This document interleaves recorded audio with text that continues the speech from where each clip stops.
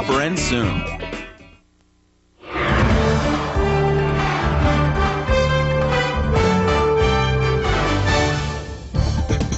Good evening, and thanks for staying with us through the game. We begin tonight with another arrest in connection with the deadly shooting spree across several states. New details of a letter left at the scene of one shooting is now being revealed. Fox's Molly Hennenberg has the latest developments from Rockville, Maryland. Investigators say they were tipped off by someone in Camden, New Jersey, where Nathaniel Osborne lives, that he was in Flint, Michigan. The FBI arrested him in Flint on Saturday, and he'll be arraigned as a material witness in the sniper shootings on Sunday. Osborne is the co-owner of the blue Chevy Caprice that police say was used in the killing spree. Meanwhile, the Washington Post obtained a copy of a 3-page letter left by the snipers behind the Ponderosa in Ashland, Virginia. It demands $10 million be transferred to a stolen Visa account and promises more, quote, body bags if the money's not transferred, leaving this chilling threat. Quote, if we give you our word, that is what takes place. Word is bond. Montgomery County Police Chief Charles Moose used similar phrasing in a message to the sniper Wednesday night. Be assured that we remain ready to talk directly with you. Our word is our bond. Chief Moose said on Fox News he was trying to develop a rapport with the snipers to try and get them to stop the killings. I appreciate the advice that I got from a senior ATF agent who said that the theory of law enforcement is that we'll talk to the devil to save one life. As for the prosecution of 41-year-old John Muhammad and 17-year-old Lee Malvo, Montgomery County filed 6 first-degree murder charges against them, but only Muhammad will be eligible for the death penalty in Maryland because Malvo was a juvenile at the time the crimes were committed. Both men would be eligible for the death penalty in Virginia, but not so in D.C. The district does not have the death penalty. In Rockville, Maryland, Molly Henneberg, Fox 8 News. Prosecutors in Virginia now say they will seek capital murder charges against the 2 suspects this Monday.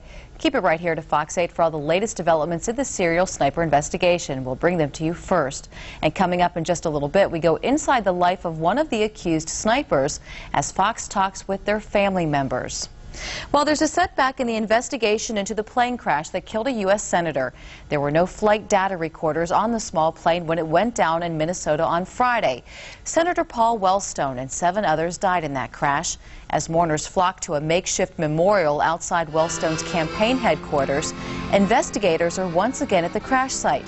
The plane was approaching a small runway in freezing rain and light snow when it went down. There's evidence of an intense post-crash fire. The fuselage is destroyed.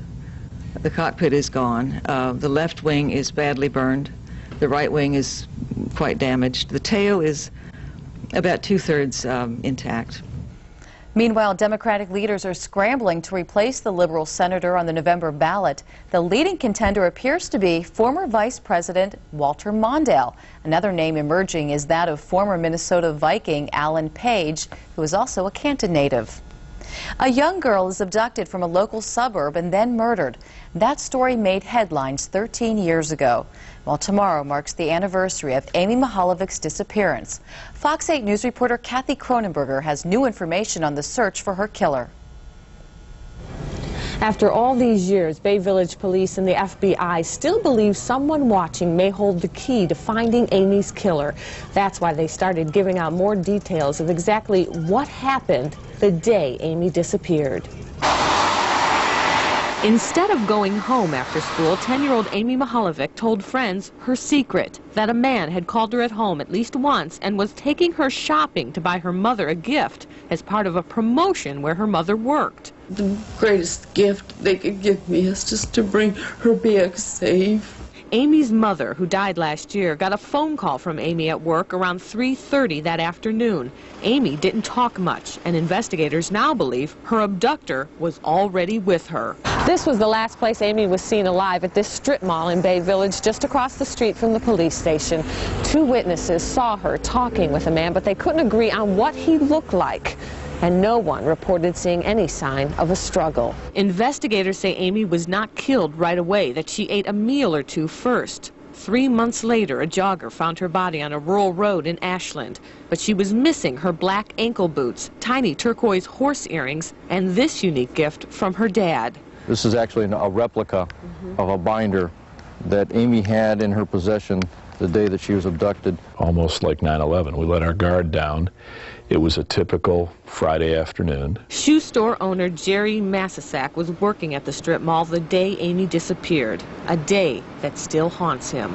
I think we all wish in different ways we could have made a difference, and I certainly wish I could have made a difference that day, that I would have seen something that would have tipped somebody off. Police believe Amy's killer was very familiar with the Bay Village and Ashland areas and that he may have kept her boots, earrings, or binder as a trophy.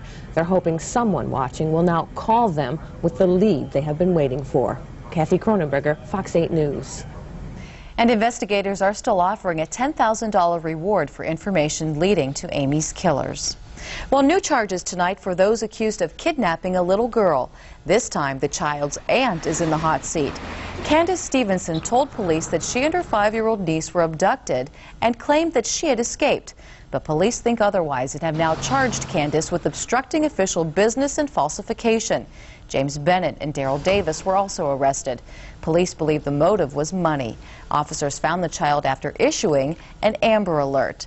And after so many Amber Alert success stories, Ohio is now launching a statewide alert system called the Taylor Alert.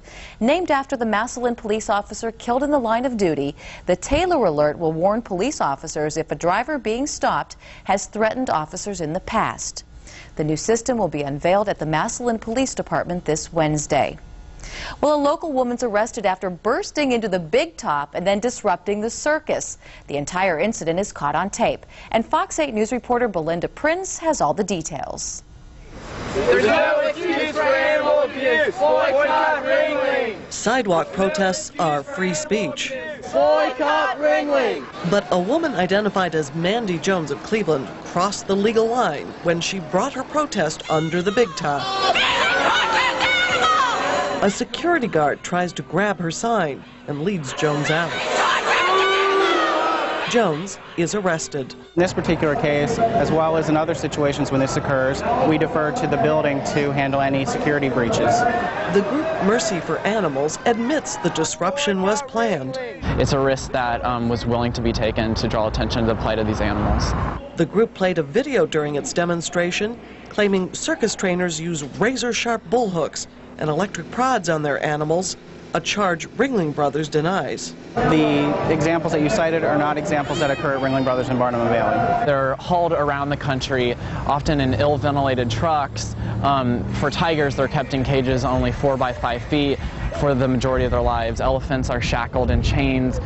Ringling spokesman Dan Donaway says the video is not representative of their standard of care. The people that we employ that are with our animals 24 hours a day, 7 days a week, are very much committed to those animals. They're like our family.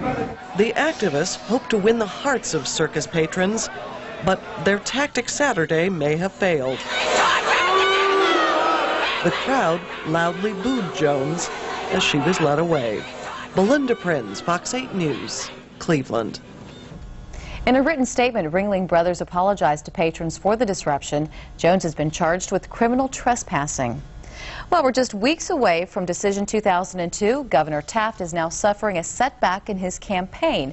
A Cleveland federal judge is giving the green light for the Taft quack ads to continue running on the internet. Aflac Insurance Company sought a preliminary injunction blocking the ads, but that request was denied. Now, Aflac felt that the ads looked too much like their duck. The ruling allows, however, Tim Hagan to continue using those ads. And he may be jailed, but his campaign is going stronger than ever. Protesters from 6 states are holding a free Jim Trafficant rally outside the Allenwood Correctional Facility in Pennsylvania. Trafficant is currently serving an 8-year sentence for corruption and bribery. The former congressman says he intends to be re-elected to office. He's already raised more than $50,000 for his campaign. Well, still to come, a dangerous hostage situation inside a theater has a tragic final act. We'll tell you what happened inside. And a monster blaze rips through a famous singer's multi-million-dollar mansion. Hear what was destroyed inside. Plus, college students being paid to try out condoms. It's happening on some college campuses, and we've got all the details. Well, a gray and murky day on this Saturday. Temperatures were cool as well. We'll find out if we can do a little bit better for Sunday. Plus, as we say goodbye to October, we'll welcome November with a few snowflakes. Did you see this? Issue 1 costs $200 million. That's great. Great. Yeah, issue 1 will save a whole lot more than that. I don't get it. Right now, we spend a lot of money putting non-violent drug users in jail. They don't get better, right? Right. Issue 1 gives them treatment for a lot less money. So whatever we spend on treatment, it's going to be a lot less than what we're spending now on jail. We'll save millions. And we'll save lives. Now I get it. Get to the October Power Drive at your local GMC dealer for an extra $500 bonus cash on the 2003 Envoy with the most standard horsepower in its class and the 7-passenger Envoy XL. The power of GMC can be yours with the power of 0% APR for 60 months on every new GMC Envoy, plus an extra $500 October bonus cash. Upgrade to professional grade during Power Drive. See the pros at your Northern Ohio GMC dealers before it all ends October 31st.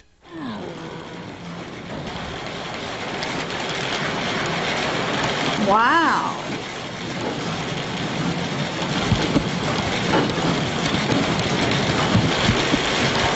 Wow is right. With Dish Network, you'll get America's lowest all-digital price package. Over 50 channels for just $22.99 a month. Wow. Visit Sears or a participating retailer today or call 1-800-333-DISH and ask about our free Dish offer. For State Senate, Tom Bevan just doesn't seem to be able to get it right. First, the Ohio Elections Commission found probable cause of wrongdoing by Bevan, with allegations of lying on campaign materials. Now, Bevan has said on the record he would raise our taxes. The Akron Beacon Journal reports when asked about raising taxes, Tom Bevan's answer, quote, "I would do it. Tom Bevan, he's just not right for us." Let's keep our state senator, Kevin Coughlin. Suspects, Beacon suspect, and make low as if to hear. It's being called the largest anti-war demonstration since the Vietnam War. Tens of thousands of protesters converged on the nation's capital. Prominent speakers included the Reverend Jesse Jackson, who denounced the Bush administration's stance on Iraq. Anti-war protests were also held Saturday in cities across the nation and around the world. Well, the demonstrations aren't stopping President Bush his tough talk on Iraq tonight. The president's in Mexico attending an economic summit. After meeting with the Mexican president, he again called for the United Nations to pass a strong resolution on Iraq. He says if the UN doesn't insist that Saddam Hussein disarm, the U.S. will lead a coalition to disarm him. Secretary of State Colin Powell believes Iraq will not respond, though, without a threat to harm him. I don't think there's any doubt that the threat of force and the threat of consequences as a result of continued violation and misbehavior must be there, or we know that Iraq will not respond. President Bush and the leaders from Japan and South Korea also issued a joint statement today. They're demanding that North Korea dismantle its nuclear weapons program. Well, a hostage crisis inside a theater ends with a tragic last act. Fox's Amy Kellogg has details from the beginning of the deadly standoff to the dangerous rescue. Several news agencies are now quoting Russian Ministry of Health officials as saying that the hostage death toll has now climbed to 90, and it's not clear whether or not that includes the 3 hostages who were killed before the Russian special forces stormed the theater at daybreak on Saturday. It is also not clear at this point whether the hostages were killed at the hands of Chechen rebels or in the crossfire, or whether in fact something else happened. Apparently, the as yet unidentified tranquilizing gas that was used in the raid has made the process of identifying the hostages very difficult. Many of them, according to witnesses, are still drifting in and out of consciousness in area hospitals. Russian forces stormed the theater at daybreak after 2 of the hostages were killed. The Chechen hostage takers had demanded the liberation of Chechnya, where Islamic and nationalist guerrillas have been waging war more or less for the last 8 years. The hostage takers had vowed to blow up the theater if it was stormed, and in fact, the theater was heavily mined. Russian officials have said that everyone inside would have died if rebels had detonated their explosives.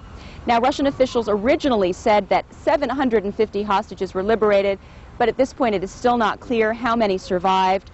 Russian officials also say that 50 hostage takers who went into that theater on Wednesday were ultimately killed. A couple of others were taken into custody, and some of their accomplices were also arrested in Moscow. Now, U.S. Embassy officials are still looking for 2 to